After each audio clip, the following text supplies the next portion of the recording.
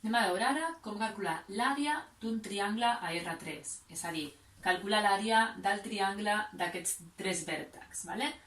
Recordeu que per calcular l'àrea del triangle hem de tenir en compte això, és a dir, si jo tinc dos vectors, el vector 1 i el vector v baixa, i faig el producte vectorial d'aquests dos vectors, és un altre vector que compleix que aquest vector és perpendicular a 1 i també és perpendicular a v baixa. I a més, justament la llargada d'aquest vector resultant, com a producte vectorial, coincideix amb l'àrea d'aquest paral·lelogram.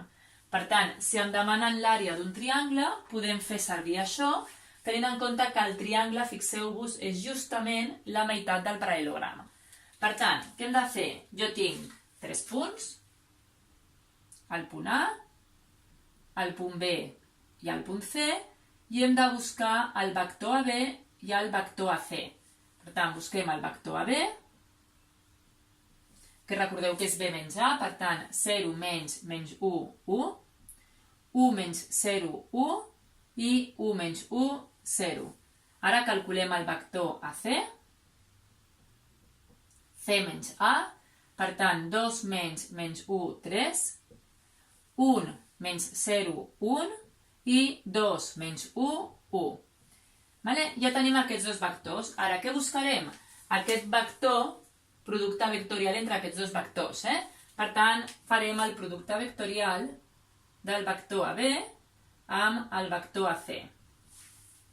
Doncs I, J, K, 1, 1, 0, 3, 1, 1. I això serà I, 0 més K, menys 3K, 0 menys J. És a dir, I menys J menys 2K. Per tant, ja tenim que aquest producte vectorial entre aquests dos vectors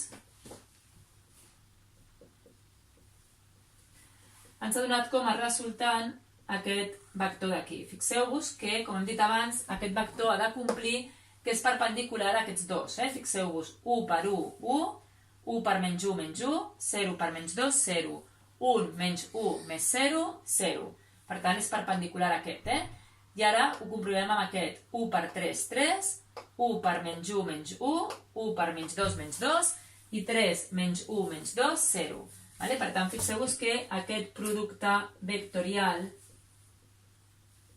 és perpendicular a AB, i també aquest producte vectorial és perpendicular a AC.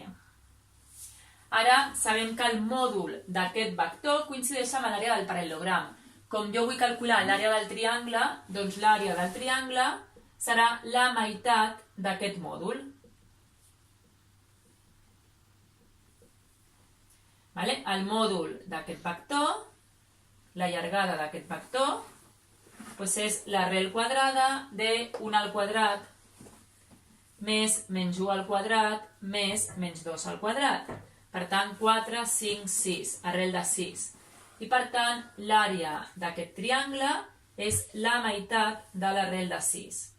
És a dir, arrel de 6 dividit entre 2 unitats quadrades. I amb això, tan senzill, hem pogut calcular l'àrea d'aquest triangle.